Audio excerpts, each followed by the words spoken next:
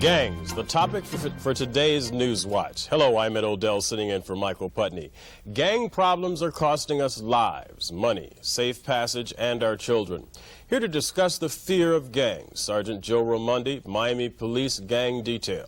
Frank, a 21-year-old leader of a Miami gang, and Judge Seymour Gelber, Administrative Judge of the Juvenile Division.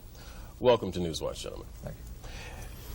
There's so many places we could start. Why don't we start by trying to identify gangs? What are we talking about when we say gangs? What are we looking at? Who are we looking for? Joe, if I'm an average person on the streets and I'm walking down the street, what will I see to identify a gang, a gang member?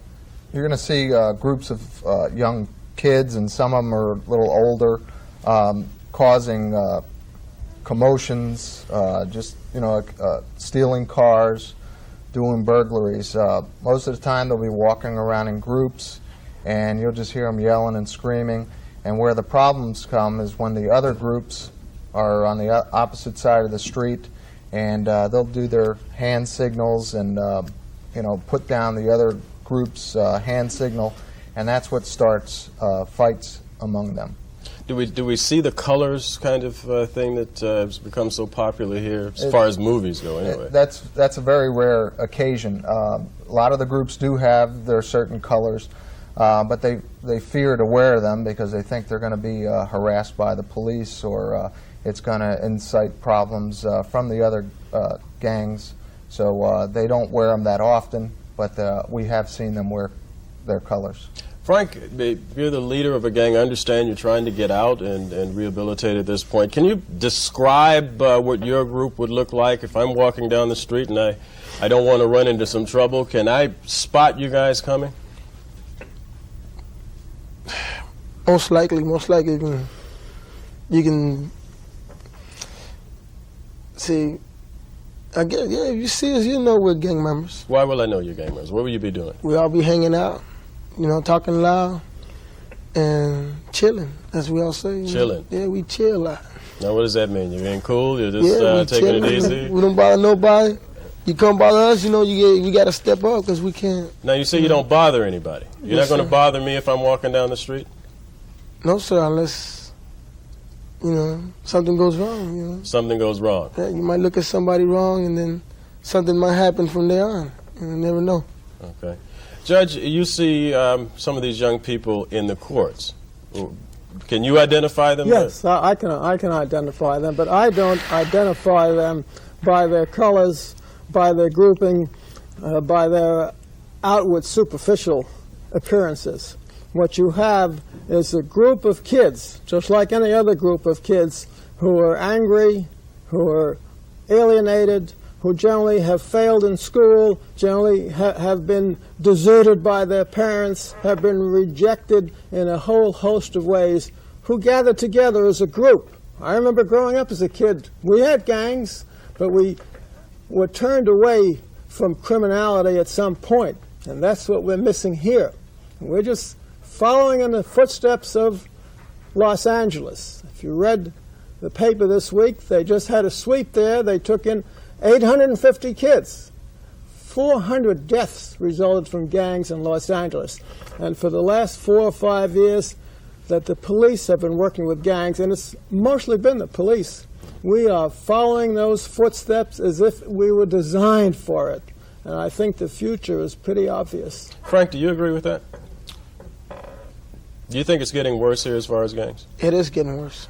Okay. Is it dangerous? Yeah. Are gangs? Is your gang dangerous? When we have to be. When you have to be? Yes, sir. And when you want to be? And when we want to be. Okay. I look at you the wrong way, I'm in trouble. What's going to happen to me? I say the wrong thing to you? It's got to be an explanation why you're looking at somebody wrong. You must know something, or you just must have lost it for us. Would somebody in your gang steal my car? Steal your car? Anybody's car. No. Well, if it's needed to, yes, sir, it would. If they want to steal my car, I come out and start swinging a baseball bat and get away from my car. What's going to happen to me? Get away from your car? I don't know. You wouldn't come out swinging a bat, first of all, because there's too many of us. So it's a pack theory. Right. It's the power of how many people you have, and how to stay up front. You always got to be first. Think about the next person later on after he's, gone. Hey, you first. Your nation is first. Whatever happens there, you got to come up front. You're number one. You're there. That's it. There's no thinking about what's going to happen. If you decide to take out a bat. So I'm protecting my property. I lose, is what you're saying. You lose, yeah. Well, no, that's, if you want to say it like that. We don't, we're not like that. The Kings are not known to be like that. We're known like that from fame of other people, doing things. And we've done our stuff, yeah. Mm-hmm. If not, we wouldn't be a known gang, But it's out there. I'm trying to explain things the way it is. It's out there, and it's gonna be there. Hey, you got to face reality. Weapons? Does the gang have weapons? Yeah. Okay. Do you train with the weapons? Do you know how to? You want to make sure. Most likely, everybody knows how to use it. What's the initiation like to get into your gang? Is there initiation? Yeah, you have to go through a line. What do you have to go through? Through a big crowd. You have to go through a crowd? Big crowd, yes, sir. Do you have to commit any crimes to prove yourself? No, you don't got to commit no crime. Just be yourself. You can't be soft. Can't be soft. When you out there, you're going to do something you do, and that's it. But you can't be soft to nobody, because that's why we become gang members. We want the tough ones. We want the best. We don't settle for just, soft people, man. Joe, how would you describe them in that? Are they dangerous? Can they be dangerous? Yes, they can. And one of the key things here is what gang members do look for is respect, which I think that's what we all look for, is a little respect. And when they perceive that someone is not respecting them, like you were referring to, that you looked at them wrong, they perceive that as maybe either a threat or a challenge, and they're never going to just let a challenge go unchallenged. They're going to accept that challenge and go approach you and say, why are you looking at me that way?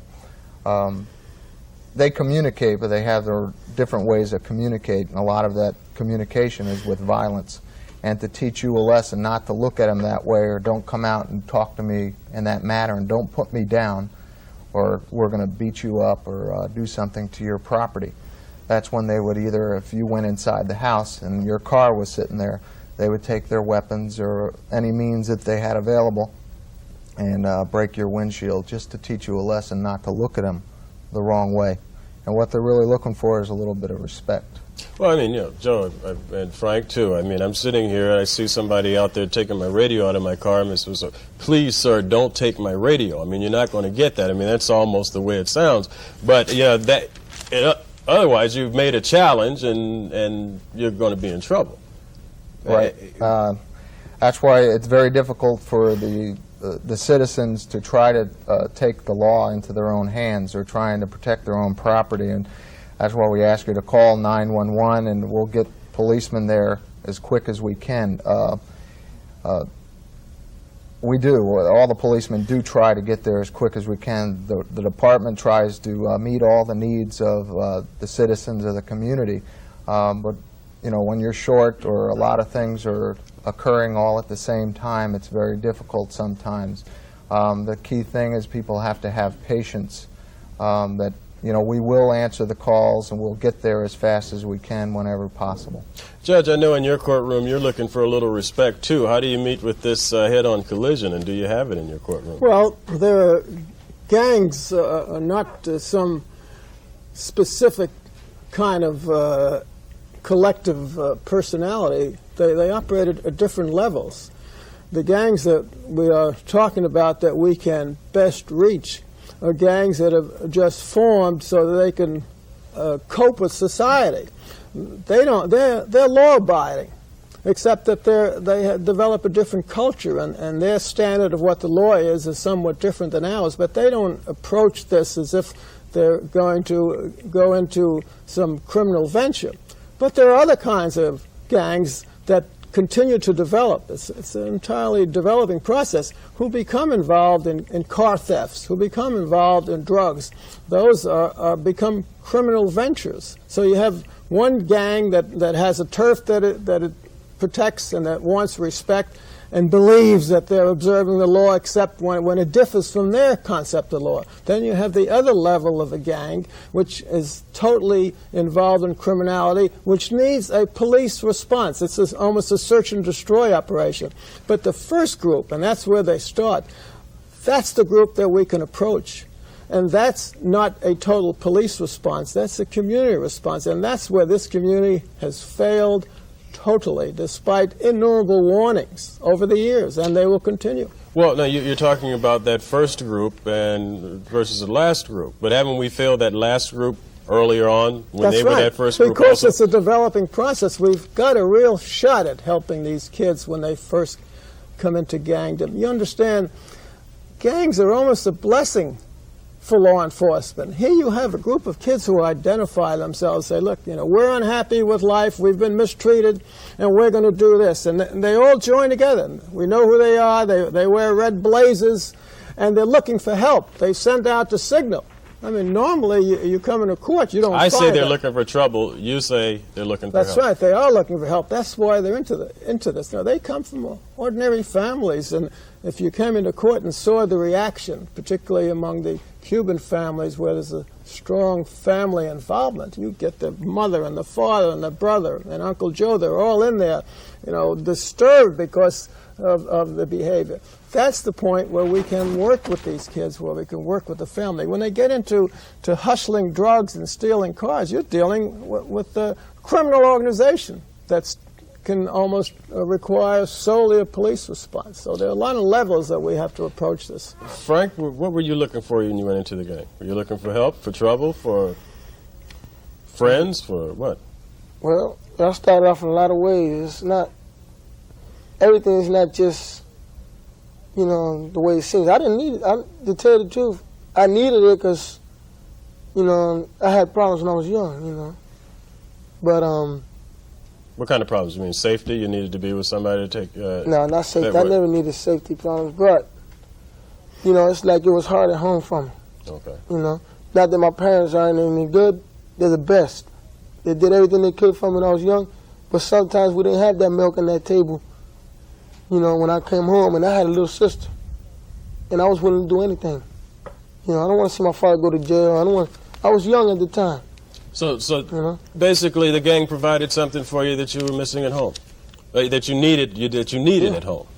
Okay, Joe, we talked about that once before. That it's amazing that the gangs actually provide the very things that we think that kids should get at home. Yeah, there is a good thing about a gang is that they do share, they do accept all ethnic groups. They don't differentiate what color or creed they are.